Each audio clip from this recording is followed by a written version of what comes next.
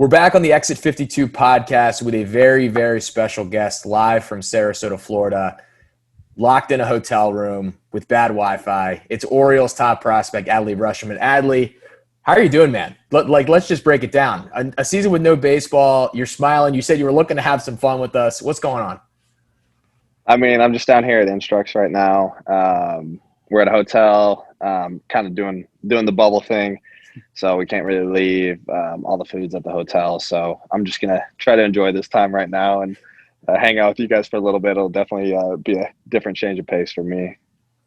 What has this entire time been like since you guys knew you weren't going to have a minor league season? You know, you were down doing the instructional stuff as the big league club was playing. What has this sort of entire year been like for you, baseball development wise, and just personally going through all the different stuff?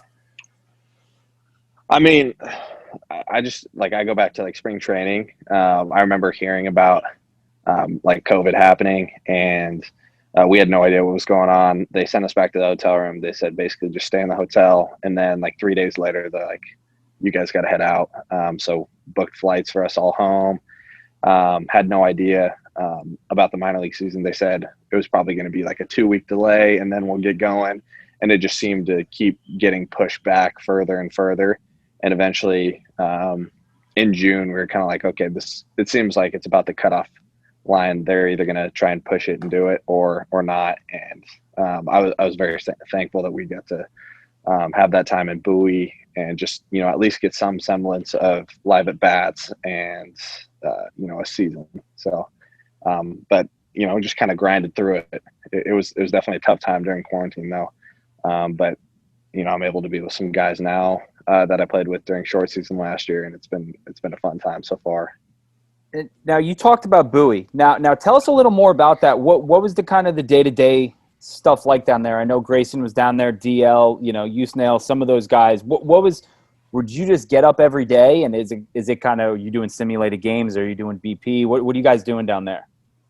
Yeah, I mean, basically we have the same schedule every day. Wake up, head to the field, do some early work, maybe a little pre-lift routine, head out, do some BP, defense, catch some bullpens, and then whoever was throwing live that day, we would take some at-bats off of them, and then maybe afterwards get a workout in, head back to the hotel, and do it all over again for 3 months. So now you guys are obviously, again, you're going back. There's nothing going on in Bowie, Maryland at any time of the year, let alone this time of the year in COVID so times. True. But so are you guys going back? Because you can't hang out with each other. I mean, I'm sure you're sharing a wall with Grayson Rodriguez or DL or someone, but you can't hang out with them, right?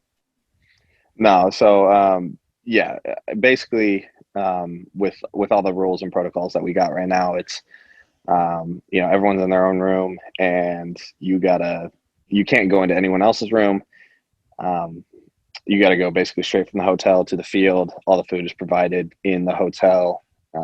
With a glove and mask anytime you leave your room.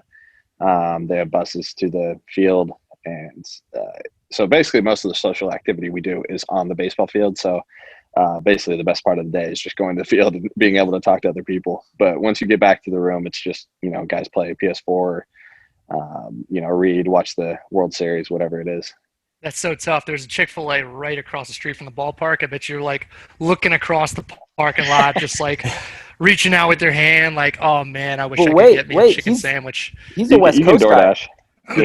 Do they have Chick-fil-A on the West Coast?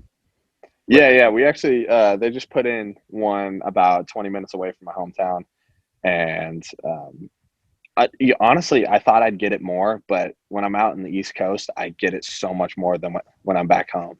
I think it's because the line's also 30 minutes every time, but I'll say it's worth it. I think I waited 30 minutes tonight for dinner, but again, you get a milkshake and it makes the drive home a little easier. Let's go back. Let's talk some high school. So obviously stud in baseball, but I heard and kind of read that your first calling was on the football field. I read all-state linebacker, a little bit of a fullback, some grittiness there, and then. Yeah, I mean, we can talk about the 63-yard field goal if you want. I'm sure you're never tired of talking about that. Yeah, man. I mean, baseball was always going to be my college sport, but I got a couple looks as a kicker and as a running back / defensive linebacker. It was, Oregon football is not like the peak of, high school football as it is in like Texas and California. So you can play like offense and defense. We had guys going both sides of the ball for the entire game, which made it a lot more fun. But kicking was basically the only thing I got looked at for, as far as like football went, and maybe like a couple like low level D1s or something. I was going to say, was there any schools out there talking to you about playing baseball and football, or was it like hey, you're one or the other? So my grandpa was actually he was good friends with Mike Riley when he was over at Oregon State, and then when he moved to Nebraska, he sent over he gave like the high school coach a call when I was a junior in high school, and I don't know if it was a courtesy call from him knowing my grandpa or whatnot, but it was still cool to get a call and like a letter from Nebraska, even though like they knew I wasn't going to play football anywhere. But honestly, I didn't try to get recruited in football, nor did I get any like real looks. I wasn't like, I'm a catcher. That's really what it is. And now, while we're on the talk about the recruiting trail and all that, I read a story, and you can confirm or deny this. And again, I'm saying this loosely, but someone threatened to burn down your house if you didn't go to Oregon State. Is this true? Yeah. Okay. This was Pat Bailey. Yeah. No. This is Pat Bailey. Like him and my dad coached together, and he ended up going from the Division III George Fox, where him and my dad coached, to Oregon State and becoming the assistant coach there. And so basically, I was really young when they were coaching together, and then he kind of saw me grow up. And once I started to get good at baseball and actually be, a legit, I guess, prospect as far as like going to college went for him at Oregon State, he would joke around with people and say that. But he said it pretty publicly, which was kind of weird. I thought it was going to be more of like a joke between me and him, but he went out and said that a lot. That was kind of like his go-to phrase for a while. So I'm sure it definitely got people's attention. I think Dan Conley was putting together that profile before the draft, and you just know that was his quote that he just was going to write paragraphs about and build the story around completely. Yeah, like that's just like wild stuff. Like it's pretty hard to believe. Yeah, that's your TMZ headline right there. Yeah. By the way, I saw you on TMZ when that guy jumped in front of you. How do you just not just blow by that guy? Because like you seem like a very nice person, so you're going to give him the time of day. But like, I couldn't imagine having to deal with people like that. Well, I mean, I've never had to. Like, that was the first time I was at an airport just getting my stuff, getting ready, like to go into Baltimore. And he comes up to me and says, "From TMZ." I'm like, "TMZ? This is baseball. What are what are we doing?" Like, I was like, "I'm not that big of a deal." So it was just like, I don't know. It was super weird, and I was very caught off guard. I wasn't really expecting to see anyone at the airport. So I don't even know how they find people at the airport. Do you know how that works? I have no idea, but I was thinking they the same got people thing. on standby. But it's the same thing. It's like it's in Linthicum Heights, Maryland. Like, do they have a TMZ standby guy being like, "Yo, we got Adley. They're buying plane tickets into BWI." Like, that's. I'm with you. It seemed very strange, and again, you could tell that you were like caught off guard. Like, oh, I guess this is happening now. Yeah, I mean, he was a nice dude, so it was fine. But still, like, I was really dumbed up about it. So. Now, my last kind of like high school recruiting question. Perfect Game had you ranked as the 427th best high school player in the country. Is that true? I think I read that somewhere. I honestly have no idea. Like, I didn't do a whole lot of like Perfect Game stuff growing up. I did like the area code tryouts and down in California, my junior going into senior year. But that was basically about it. I didn't like go down to Jupiter or anything like that for any events. So just kind of, I feel like that's how it is in Oregon too. Like, there's just not like, it's a very local atmosphere there. And yeah, so never did any Perfect Game events. I was going to say, just how dumb of them to even rank you that low. Like, that's just egg on their face, huh? I mean, shoot, I don't know. I also wasn't like, maybe I deserved it at the time too. I wasn't that good in high school. So I think it turned out all right. So what was it like playing baseball at a place like Oregon State. Like, I don't think there's people, especially that live in Baltimore, don't really understand how big college baseball is in some parts of the country, especially in the South. But at Oregon State, like, that's the biggest sport. Like, that is the best sport. That's what you guys excel. Talk about playing in front of that crowd and what that team kind of means to Oregon State. Yeah, so I mean, the biggest thing about it is the fan base is super invested, like in the players and how good the team's going to be every year. Usually, when we go down to other like Pac-12 schools, even in the South and Arizona especially, we'll have more fans, more of our fans at the games and like even at the home teams down there. So we have a very wide fan base, and it's cool to see, especially when you're playing for them. Like how devoted they are, and they get after it at the home games, especially too. Once it gets warm, we'll usually sell it out pretty much every single game, even on Tuesdays. So it was awesome playing for them. Like, just the best experience you could really ask for as a college player. Did you grow up thinking that you were going to be an Oregon State Beaver, or I know that they had that back-to-back national championship teams. I think Jacoby Ellsbury was involved with that. What kind of influence did that team have on the culture of Oregon State baseball? And then, being younger, what kind of influence did that have on you in terms of your goals of where you wanted to go to school or what you wanted to do in the future? I mean, honestly, my whole family was Oregon State fans. Like I said before, my dad coached with Pat Bailey and was good friends with Case. Played against Case growing up because they went to rival high schools growing up. So, just kind of had those connections to Oregon State, and I was always a fan, and I always wanted to go to Oregon State.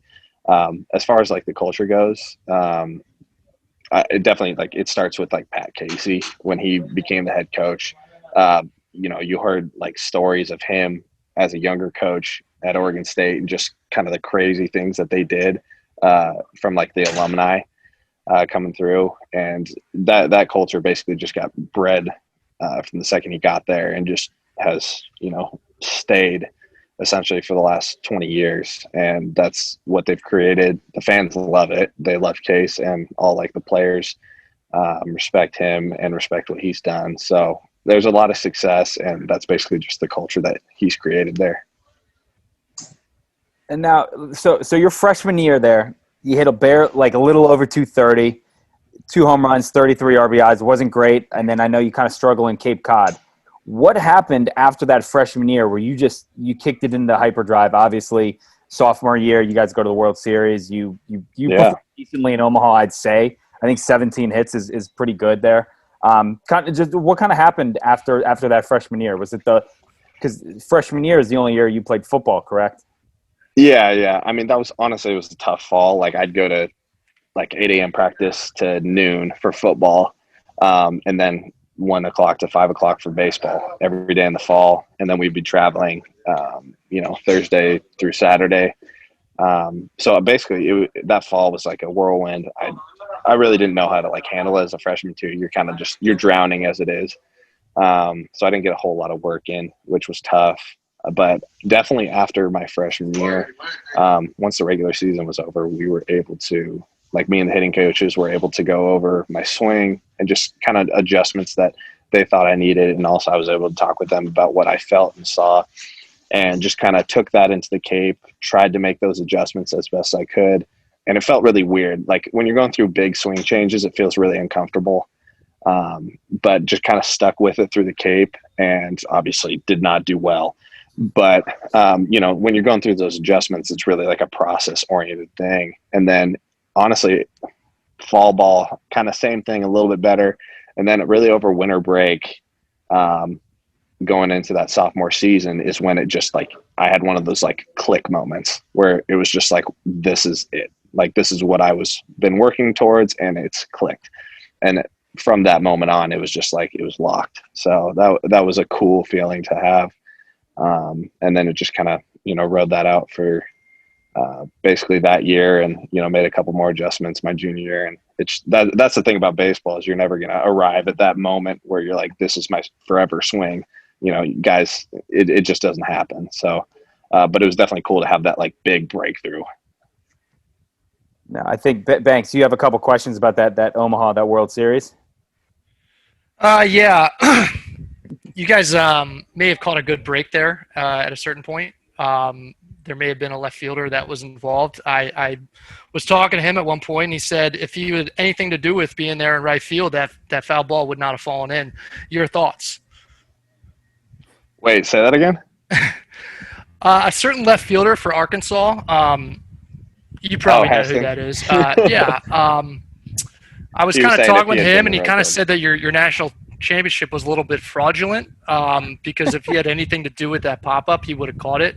This is a direct quote from him, by the way, like, from his mouth to God's ears or whatever that quote is. What's your response to such a comment, which is totally a true comment? I mean, unfortunately, I haven't been able to sit down and talk with him, but I mean, I'm just gonna, I'm gonna let him have that one because what are you gonna do? I don't want to get in an argument with him about that, but as hopefully when I get to know him a little bit better, I can chirp him about it. That's really what I'm hoping for. That's what we're here for. Exactly. That's what we're here for. We're trying to extract that chirp here and make some headlines and whatever. Exactly. If you want to keep those private, that's cool. Maybe we'll have him on the podcast and we can go back and forth with podcasts or something. I don't know. Just a thought. Yeah. I mean, I also haven't met the guy yet, so I can't first, So, but well, let me assure you what I just quoted, definitely true. Definitely something he said. Okay, well, I'm gonna let that simmer and let that build some anger, and I'll think about some comebacks for him. Sure. Now, what's going on in that dugout? As it's there's 2 strikes, 2 outs. Are you? And I mean, obviously, everyone who's played baseball, you got to get 27 outs. But I mean, I'm sure they're getting ready to pop whatever they pop in Omaha. And then you see that foul ball drop from Caden, who's also an Oriole. There's Orioles everywhere in that play. Which is kind of crazy. But what was kind of going on in the dugout up to that at bat and then following was just an offensive explosion. I mean, to be honest, it was all the guys in the dugout were just on the edge of their seat. Like, you got adrenaline flying through everyone's body at that moment. But when the pop-up went up and it dropped, I immediately I had a flashback to Oregon State's last World Series, and I want to say that in 2006, North Carolina, some guy for Oregon State hit a ground ball, and the North Carolina infielder overthrew the guy at first base and basically led to Oregon State winning, I think, Game 2, and then they ended up winning Game 3. And I don't know why, but that's where my mind went at that moment. And everyone on the dugout, once the pop fly was dropped, everyone's like, he's getting a hit. He has to here. This is that's the momentum shifting moment that everyone's going to go back to. And it did, but then Trevor Larnach goes and hits a home run the next AB, and I mean, shoot, it was over from that point. I think as far as just the momentum went, it was guys were just juiced, and after the game, everyone was super positive going into Game 3, and I think it really carried over. So, yeah.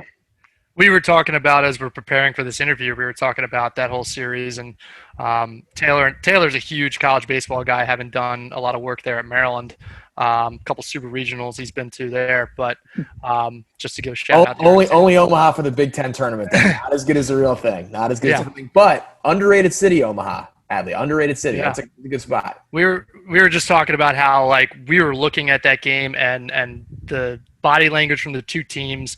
It looked like Game 3, there was nobody winning that game but Oregon State. You could tell that they were just deflated, and that game, they had it in their grasp and they let it slip away. And it seemed like they knew which team was the better team, and you guys had your moment, and Game 3 was going to go exactly how it went.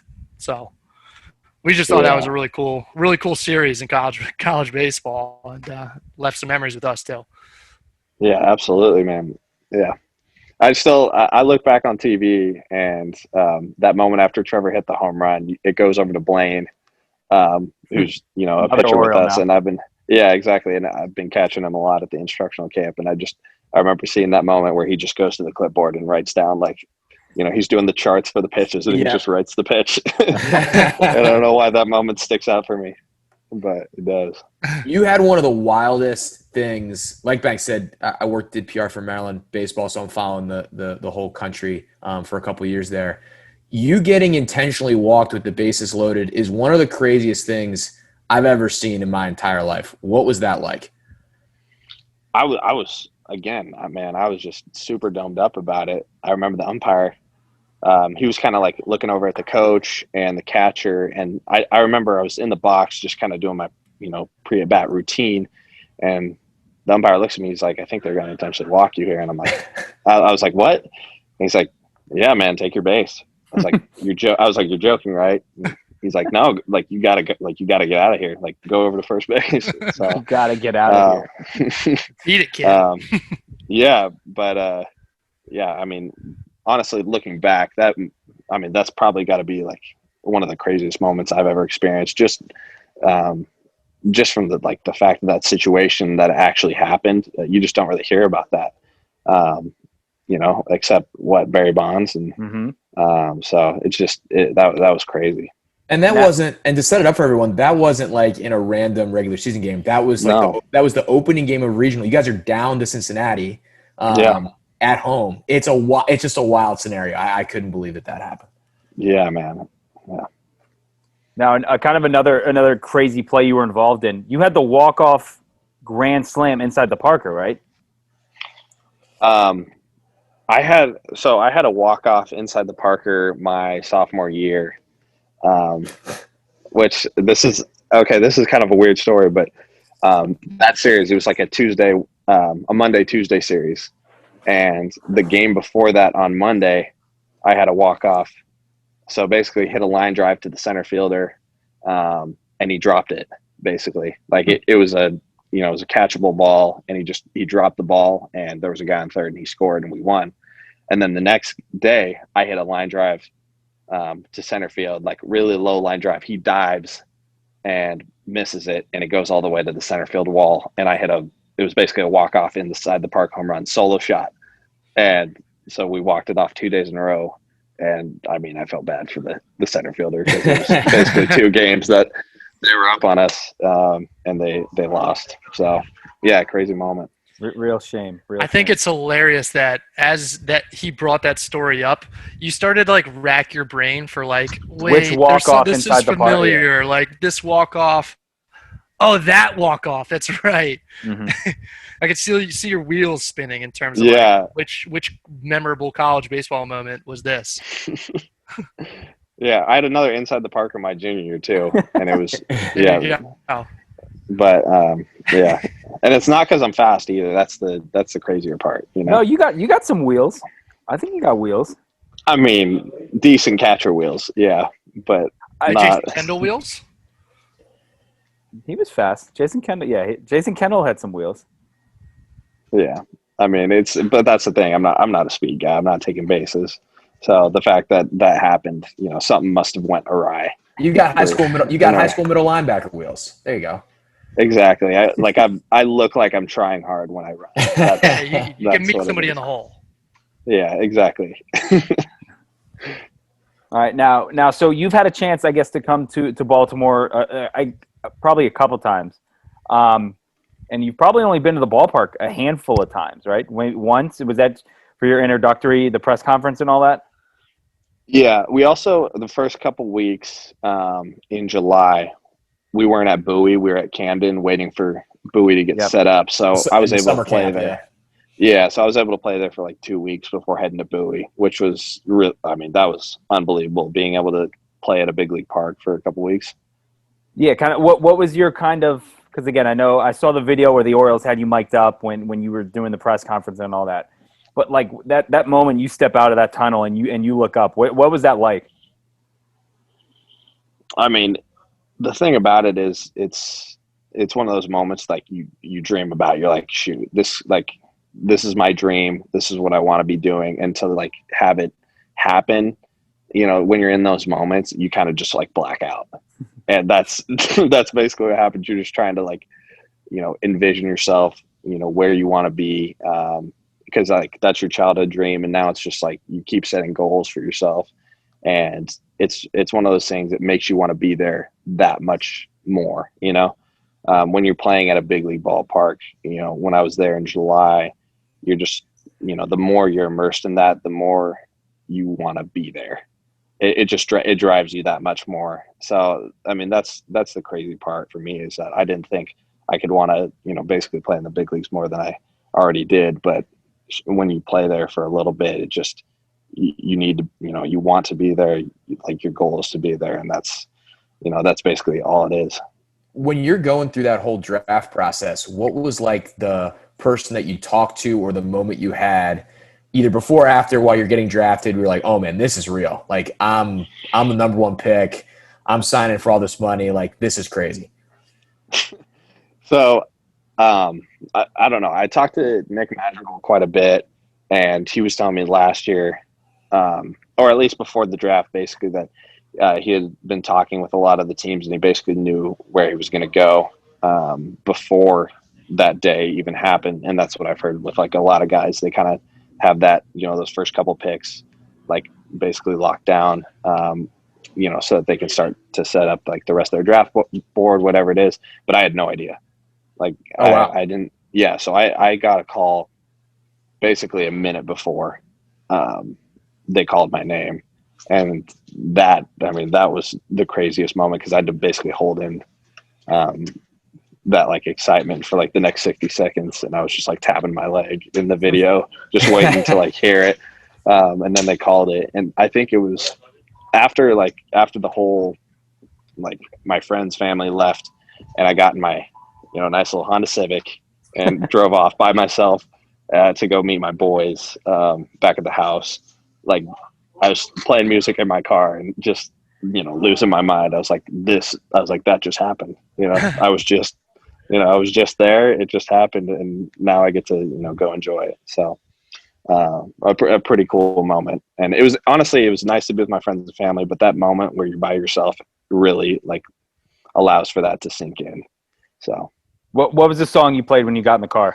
Like you probably twisted that knob straight off. Oh my gosh. I don't even remember, man, but it was, some upbeat, something that was like I was singing to and just like dancing in my car. So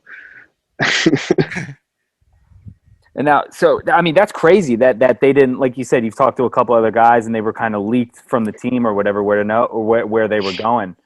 So was there did you have any inkling that you were besides for every post and blog and article out there saying you were gonna go number one, was there any thought that maybe the Orioles will skip me, maybe they'll take Bobby Witt and you're in Kansas City or something? Yeah, I mean, to be honest, I didn't have any idea. I knew that like it was a good possibility, but I didn't know for sure. For the most part, it was either going to be the Orioles or Kansas City. But yeah, I mean, it was one of those things where you just, you get the call right beforehand and you're like, wow, okay, there we go. Now I know. Your heart dropped when you saw the 410 area code? Yeah. Yeah. Well, you talk with the teams beforehand too. So, but yeah, I had a couple like conversations that morning. Like I was talking on the phone all morning. So when you got that call, you're like, okay, let's hear what we had to, let's hear what they got to say right now. So how long did that day seem? Because the draft was at 6 Eastern, I feel like. Like yeah, so you're just sitting there all day, kind of twiddling your thumbs, right? There's nothing else you can do. Yeah. So it was like right in the afternoon at like, I guess 3:00 in Oregon. So I went to lunch with my family beforehand though. We went to someplace in like Corvallis, just like a little rooftop restaurant, and got some lunch. I think I don't think I ate, to be honest, but it basically just went straight there. Went straight to like the watch party afterward, and just waited. I was just pacing around, so that's how I wasted my time. That's awesome. That's pretty cool. I know we had the watch party, the official watch party at Jimmy's. Really? And I had, I'll tweet out a picture of it, or we'll put it in this video or whatever. I had one jersey where I put duct tape on it and said Rutschman on the back with 35, and then I had one underneath that with Bobby Witt just in case. So the second you were announced, I ripped off my jacket or my sweatshirt or whatever and had the first Adley Rutschman Orioles T-shirt on. So that's awesome. It's not a He's big the deal. First guy. He's been working hard since day one to get this interview and I was gonna say, win your Adley, favor. when you figured out who this Barstool RDT guy was, were you concerned at all that he was stalking you, that he was a TMZ guy? Because I mean, the courtship here has been pretty interesting to watch. Squeaky wheel gets the oil, man. No, honestly, like I just, I'd see Eric comment on like my Instagram photos and say Adley or something. I'd always laugh. I was just like, yeah, every time I see it, I laugh. I'm like, this guy's got a good sense of humor, And then, I was, yeah, I mean, good energy. And then obviously I was able to meet you at Jimmy's, which was awesome. And then I told Eric earlier this too, a bunch of guys like sent me this article that he wrote on like the Bachelor, like Instagram thing. Yes. So as soon as I saw that, I was like, yeah, I was like, that was the icing on the cake for me on top of like the Instagram comments and stuff. And I was dying laughing. So I was going to ask you about that as someone that watches the show, someone that watches The Bachelor, is familiar with Bachelor Nation. We have to know how did that go for you? What was the you commented on Maddie Pruitt Instagram, Bachelor Nation favorite, any news to report? Yeah. I mean, not a whole lot. Like we talked a little bit, and she's obviously like a great girl, but I mean, nothing crazy to report, Yeah. But unfortunately, so sure. Well, that was a great shot shoot by you. I mean, all respect. Oh, I thought it was hilarious, man. I mean, my boys. Yeah, I mean, I got like a nice group chat with my boys, and we were talking about it. Like, dude, you should definitely do this. I was like, why not? I'm sitting in a hotel in Bowie doing nothing. Like, might as well make something interesting happen. And it did, man. It kind of blew up a little bit. So definitely a nice like change of pace being in Bowie. Can we expect you to shoot some more shots out there? I mean, the thing is I can't be shooting a bunch of, I can't be shooting a bunch of different shots. That just looks terrible. You're an inspiration. No, that's just. But a good guy too. No, dude, I was thinking about that. I can't, like, if I did that like again on like someone else's, it'd just be a terrible look. But that's a hilarious shot to shoot. And it's. Yeah, it was. It's either funny or it pays off. Like there's no losing there. I mean, the thing is if that works out, that's a phenomenal story. Yes, no doubt. The story. Yeah, I mean, that's you're at the wedding one day and you're telling a story about it, and one of my boys is saying how like, telling stories about like our group chats that we had about it and something like that. But yeah, man, it was so much fun.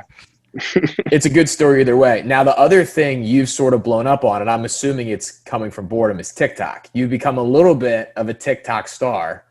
How many are these are we going to get? And you're bringing in the other guys. I mean, this is good stuff, man. Yeah, I mean, same thing. I don't post a lot on TikTok, but we're kind of.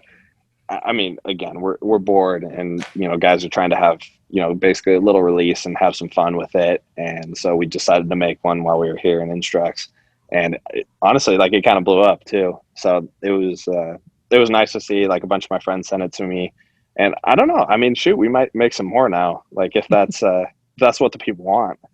I will say I had never heard that song before Saturday or whenever it got posted, and it may be the worst song I've ever heard in my life, but I literally cannot get it out of my head.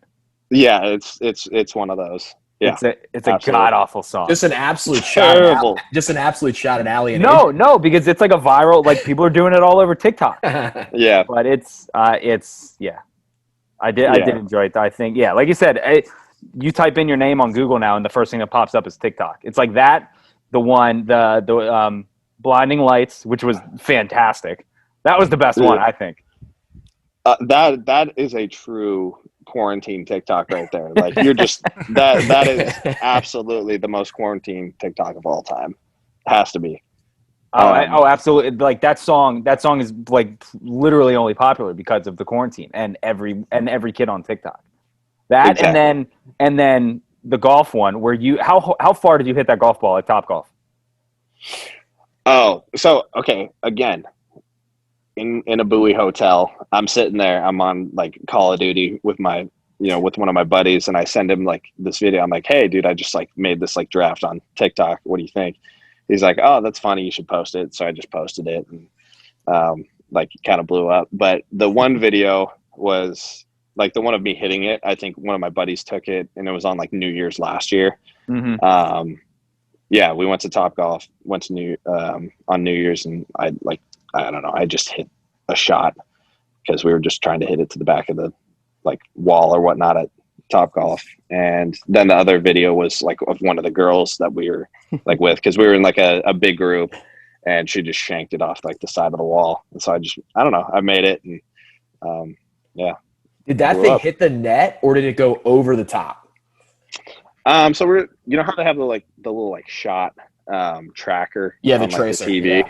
Yeah. So I hit like, I think I want to say like 2 or 3 over the net, but I don't know if that one went over, but yeah, I mean, the thing is if you can like get it high enough, it's like really tough with like a driver to get it over because they make the net so high. By the way, that's a totally different note. Your latest TikTok, do you know how many views it has? I'm sure that's probably not the first thing you did when you got out of practice today, but look at that. I think it's got like 6 million. Yeah, it's at 6 million views. Not a big casual. Kind of viral. Yeah, there's like a very fine line on TikTok that you have to like walk, where you don't want to like drip into like that thirst trap category. You know what I'm saying? Yes. Like, you know what I'm saying? Like you got like the different like houses on TikTok, like all the all the guys who are trying to like look hot, basically. You know what I'm saying? Yeah, like the sweat house and all that stuff. Yeah. Taylor knows about all of it. Yeah, exactly. So you got like the different houses that like their job is basically to like look good professionally, and they do a great job of it. But I feel like the content that we're supposed to produce is basically just like good, clean fun, essentially. Yeah. You're trying to be like wholesome baseball guy. Wholesome, exactly. Wholesome like content that's just like fun, and you're like, I guess, not trying too hard. It's just like funny for people to enjoy. So just got to find like different like trends and stuff like that match that. Well, at the same time, try to have the shots shot it your way as opposed to vice versa. Yeah, I guess. Yeah, that's try to get yourself out there a little bit. Yeah, I mean, the thing is there's no reason not to like be on, I guess, TikTok right now. It's another platform, so you're out there on all of them. Yeah. All right. Now, so again, you've been, I guess, in the Baltimore area, around the Baltimore area. I don't know what the seafood scene is like in Bowie necessarily, but have you had one piece of seafood or anything in Baltimore that you're like, this is what I'm going to eat the night of my debut. This is what I'm going to absolutely just crush. I mean, to be honest, like I've really only been like Jimmy's and like maybe like 2 other spots in Baltimore, but Jimmy's is like my like must. It is like an absolute go-to. I freaking love Jimmy's. I don't know what it is, but every time I go there, I just pig out and I love it. It's some of the best. Did you have the crab cake egg rolls when you were there? Yes. Dude, those, oh my God. Unbelievable. I had them for dinner tonight. Unbelievable. Really? Yeah. I'm jealous, man. They send their food truck around all around the area. So yeah, there's plenty of time. You'll be here, right? I mean, you'll get your chances. Yeah. But dude, I could pound those. I could pound the egg rolls all day. We'll get some. We'll get some sent down to you. We'll get some to you. Yeah, that's crazy. I didn't realize they like catered like across the country. Oh, they do. I mean, they do everywhere. Yeah, Johnny, who owns Jimmy's, he said. I mean, they sent over quarantine. I think they sent to every single state and just all over the world. Yeah, it's unbelievable. They need to send a care package down to the boys down there. I can try and make something happen. I mean, Eric, this is what you got to do, man. This is why you got to connect the dots. This is a document. I'll put in some work up in this hotel. Squeaky wheel gets the oil. We'll make something happen. We'll make something happen. We don't. Yeah, I mean, we also don't have too much longer down here. So I guess we're putting the time crunch on you. That's true. But by the way, your first interview you did, I think, was with NBC Sports. You probably don't. Again, you're blacked out. You probably don't remember. Was NBC Sports Washington, and someone asked you about the crab cakes, and you said, "I don't know." You said something about crab cakes, and you said, "I don't know," but this kid in my Instagram comments keeps asking me if I like them fried or broiled, or something like that. Which was that you? Which of course was you. Me. Yeah. Oh my god! So I was getting blown up then, being like, Adley just talked about you in the interview. He said that was you who asked him about the crab cake. So again, it's come full circle now. Really has. That's funny. Yeah. Again, I mean, I was everywhere. I spread my wings everywhere. Good. Now again, we'll get kind of more serious. You talked about your grandfather back in Oregon a little bit earlier. That guy is he the mayor, or is he could run for mayor of that place? Like, can you just tell us, I guess, about him and the community and just what he's meant to you and your upbringing, your family, and all that? I mean, he's the biggest like inspiration that you could really ask for. The man has just done so much, like, to the people he's been around. And for me growing up, I get to basically hear about every single person that comes up to me. They'll say, "Hey, I know your grandpa," or "I know your dad," and just like the impact that he's had on their lives. They're just basically so thankful for that. And just to see how inspirational he's been, it really, motivates me to like try and basically live up to like a certain standard and, try and, I guess, treat people in a way in which like they would be happy about, if that makes sense. Because like just being around him, you want to be a better person. But he still is a coach. Like he texted me today and he's like, he has this phrase he goes over with me, and basically he rates like how hard you hit a ball on a scale of 1 to 6. And so he'll ask me, "How many sixes did you have today?" And he'll ask for like me to like send him like videos of like hitting and whatnot that I do like in Bowie if I ever get or at instructional camp. But he's one of those guys that like when you meet, it just like when he talks, it demands attention. You know what I'm saying? Like you're around those people that you stand up a little bit taller and, you listen because what they have to say is valuable. And, he's probably the wisest person I know as well. And just a genuine human being. He happy he doesn't have to change out any of that orange and black in his closet, I'm guessing. Oh, he's excited, man. He really is. He's probably he's my biggest fan. He tells me he watches like the College World Series like at least once a week. And it's just, it's awesome. That's cool. Like I said, it was neat because every article or every video you watched about you they talk about your grandfather, they talk about your father. So again, to have, for you to just again be in that family tree. I mean, that must I'm sure everywhere you go, it's they know you as your dad's son or that's Ad's grandson. Stuff like that. That's pretty. Yeah, that's pretty. Neat. That's cool. And again, kind of more serious. So we know no one likes losing. Obviously, the Orioles are in this rebuild. They're further along. That we're inching, we're crawling, we're getting to the finish line. What's it like knowing that the team has absolutely entrusted you with being one of the leaders, being the face, along with guys like Trey Mancini, Santander, and again, some of the other guys that I'm sure you're with, DL, Grayson, guys like that you guys are the next Adam Jones, Manny Machado, Zach Britton, guys like that we've seen come up, Matt Wieters, that we've seen come up and bring success. What does that mean to you and to the guys that again, they've given you this trust and they're hoping that you lead us to the promised land? I mean, I know for everyone here that like everyone's excited. That's the vibe that you feel, especially with like the younger guys coming up. I mean, obviously the guys like Anthony, and Trey they're studs on and off the field. They're great people and they're going to do their thing. But, for all the guys who are coming up right now, there's just a sense of excitement and like, everyone new that's been brought in, even like with the staff, you can just feel like a different energy And I think that goes a lot further than anything else. And I think when you have guys who want to lead and guys who want to basically create that culture of success and winning, and you have people who are willing to do that from the bottom up, I think that's when you're going to find like success in all parts is going to transfer up to the top. And I don't know. I think everyone's excited here, man. I always love, being in pressure situations, and just being able to be a part of something like this is very unique. And it's an opportunity that you get once in a life. So I know I'm excited to, do basically all that I can, and, just try and establish, a winning culture. And that's basically it, because I hate losing, and hopefully we're going to be winning here soon.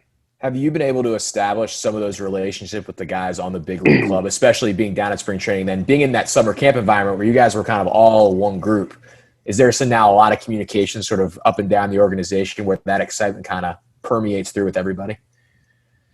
Yeah. I mean, for me, like, it was my first spring training this year, and first spring training, or first big league spring training as well.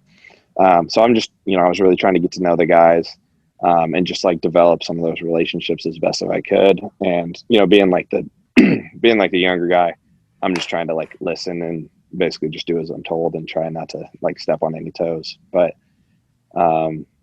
yeah, I mean, there's a lot of like really good guys, and they were, they're all like, they treat you with respect, with kindness, and, they tell you what needs to be done. And, I had catchers who were very like upfront and like open about like things that I needed to do, and things that basically just expectations of like being in a big league situation, which was huge for me, because I was, I would have been making mistakes all over the place. But yeah, like I said, a lot of good guys on the big league roster, and like the guys who are coming up are very excited about it, and they want to win. It's the biggest thing, I feel like.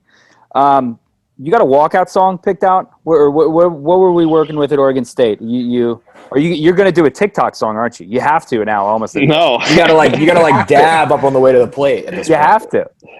No, I'm no, man. In college, I actually did. I did Post Malone my freshman sophomore year. I did Congratulations and No Option my sophomore year, and then I did In the Air Tonight by Phil Collins my junior year, which is a classic. And then in short season, I did Loud and Heavy by Cody Jinks.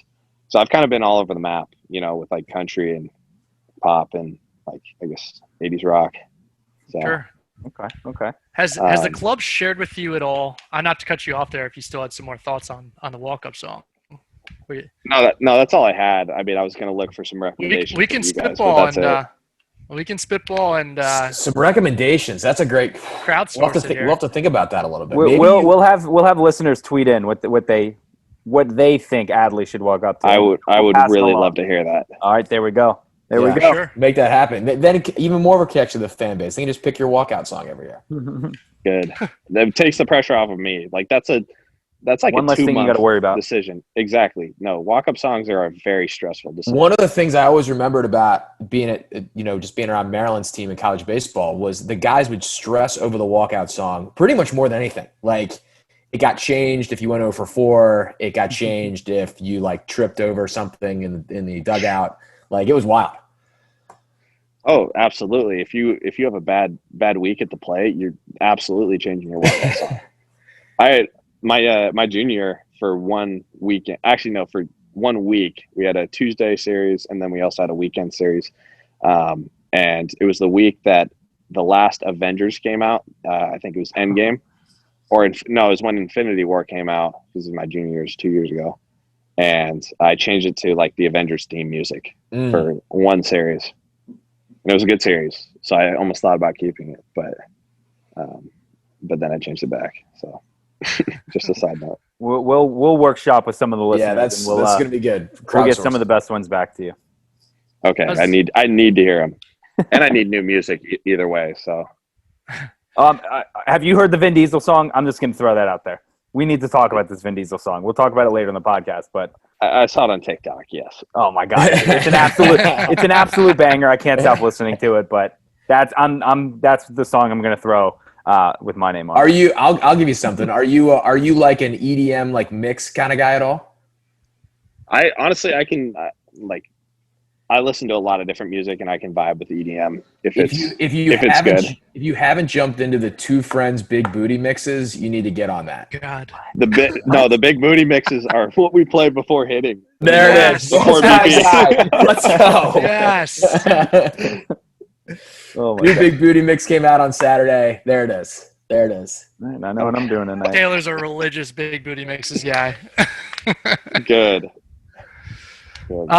Now, has the club shared with you at all what their kind of target plan is for you, or what the steps are or goals year by year, or are you able to share any of that, or is it just kind of go day to day and we'll see where we're at and reassess tomorrow kind of thing? Yeah, I mean, I honestly have no idea. I mean, hopefully next year, but you just never know, and it's obviously dependent upon how well I play. So I'm gonna just try and do as good as I can next year and see what happens. But definitely, I'm not a very patient person, I guess. But you just got to trust the process basically and not get too upset because it's really not in my control. So that was a softball question. That was not a great question for me. I mean, what else was he going to say? Well, it's crazy because you're sitting there like you want to be there now, right? Like if I was sitting in your shoes, I'd be like, and you already got a little taste. You got to play with in the summer camp at the stadium. You're like, stick me up there next year, but sometimes it doesn't work that way. Yeah, I mean, if I could, I'd be there, right now. But yeah, just your time will come, I guess. And isn't that what the TMZ guy asked you? Wasn't he like, hey, don't you want to be in the big leagues this year? And you were like, yeah, of course. And they're like, yeah, the big leagues this year. And it's like, all right, whatever. Yeah, that's the thing. You look at the actual quote or the conversation. You're like, oh, it's pretty normal. Yeah, I just remember reading that and being like, this is the dumbest question I've ever heard in my life. It was the worst. Again, not to keep going back to that, but it was the worst. It was the worst questioning I've ever heard in my life. It was I think you're more upset about it than I am. Probably because again, I watched it. He's insulted for you. I had to turn it off because it was super cringy from his point of view. I was like, come on, dude, what are we doing here? Adley, if you ever get into a Twitter beef or an Instagram comment beef, Eric is going to be there within 30 seconds. Defending your honor. Don't worry. I got dogs ready to go. I got people on a leash. We'll get it handled. We'll make sure everything goes swimmingly. Okay. Okay, good. I'm reading it right now. MLB's Adley Rutschman phenom gunning to make the majors. ... this season. Yeah. What a ridiculous headline. What a nut. Adley, go on. Banks is not going to talk about it himself. He doesn't like talking about himself. He was a high school kicker and punter, I believe. High school kicker and punter. You obviously kicked. And then the best kicker of all time, Justin Tucker, resides in Baltimore. Can we set up a kicking contest between you three? Are you in for that? Yeah, absolutely. 29 of 34 and extra points sound good to you? Is that pretty good? And we're talking about high school snappers, high school holders, a little shaky out there. 5 kicks? Absolutely. Maybe not my fault, just saying. I mean, if we get it at the Ravens Stadium, I'm absolutely in. I think Tucker would be in. I'm not going to argue with you on that. Tucker would do it. I feel like all right, we're going to put some, again, squeaky wheel gets the oil. We're going to put some work in, and we'll get this done when. Yeah, we had their long snapper on last week, and he kind of hinted after the interview, hey, yeah, we'll get the Wolfpack on. The Wolfpack being the Tucker and Morgan Cox, the long snapper, and Sam Cook is the holder and punter. They call themselves the Wolfpack. If you're not aware, maybe you should reach out to them and see if they got room in the Wolfpack. Yeah, I'll be the backup. You and me guy. Both. The rainy day guy. Yeah. Now, are you a football fan? That's what I was going to ask. Who are your teams? So the Seahawks, they're the most local team. to Oregon. So the Seahawks. Yeah, and then the Blazers for basketball. But I've been trying to get on the Ravens, but I feel bad, leaving the Seahawks behind. So, but I'll root for the Ravens if they're not playing the Seahawks. There's room on the bandwagon. We're happy to have you. Exactly. Yeah, after that Chiefs game, I think there's some people who have jumped ship. So there might be room for an Adley Rutschman on board. Good. Now, Adley, go ahead. Good. No, I mean, I was going to ask probably a dumber question than the fellow at the airport. You roll right ahead. Go right ahead. Oh yeah, green light. I want to hear it. Your $8.1 million signing bonus. I know you love to talk about bonus. It topped Garrett Cole's $8 million record. I know this is you talked about your Honda Civic earlier. Not going to ask you about what car you went and bought, if you bought any at all, or what you spent the money on, other than. Have you really put some consideration into what podcasts you might want to sponsor, perhaps? Oh, there we go. Maybe? Now we're getting into it. These are the serious questions that big J's like myself need to ask the people. Yeah. Like, have you thought about what podcasts you might want to get involved with? Maybe throw a little change in their pockets, maybe. There's a lot of legwork that goes into defending your honor on the internet. So I'm not at all saying that there's a fee involved, but maybe just kind of grease our pockets a little bit. Maybe. Okay. All this right. is terrible. That's an That's a verbal contract. I haven't thought about it until you asked, but you're really selling it good. Yeah, I mean, why wouldn't you? This is That's an up-and-coming what I'm asking podcast. myself. I don't know if there's a better offer that's going to come across your desk for a long time. This is a first overall draft pick podcast. So, it sounds like a perfect partnership, in my opinion. Up and coming. It's going to be a big thing in Baltimore soon, if it's not already. I mean, I can't disagree with you. That's the thing. It sounds like Those he's are on board. facts. He's on board. We'll There it work is. out all the logistics. We'll work out the kinks, Okay. offline, as the people say on absolutely. Zoom. We're going to play this game with you. So Banks came up with this game, and we ask all of our number one overall pick catchers this question. So a lot of guests that we've had on number one overall pick catchers. It's called Pop Time. Okay. You have 1.8 seconds to answer, and you have to give a word association for the word we give you. So first word that pops in your head. If you're outside 1.8 seconds, you're disqualified. We're moving on. Bad pop time.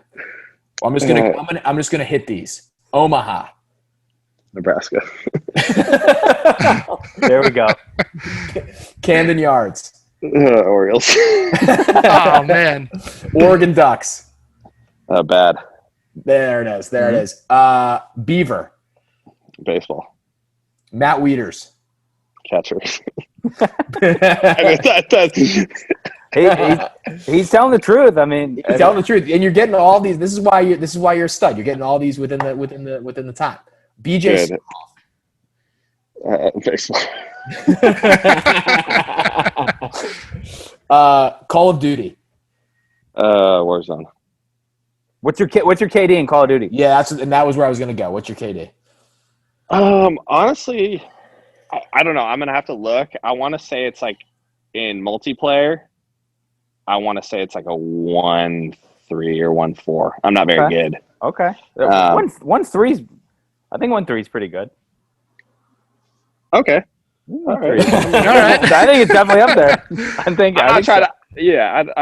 I'm not going to sell myself as a good player. I'm not. I'm just not. What's your best? Is that your best game? What's your best game? My best, video game. Like that I am the best at? Correct.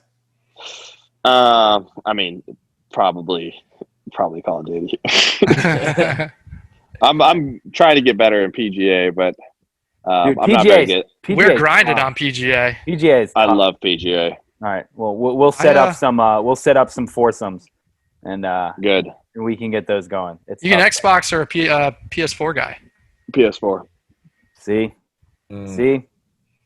We have a split show as an Xbox guy. Yeah. All right. You and Brian can play Adley, and I. We'll get a couple rounds in. Is it not crossplay? I don't think so. That game is not. I don't think yet.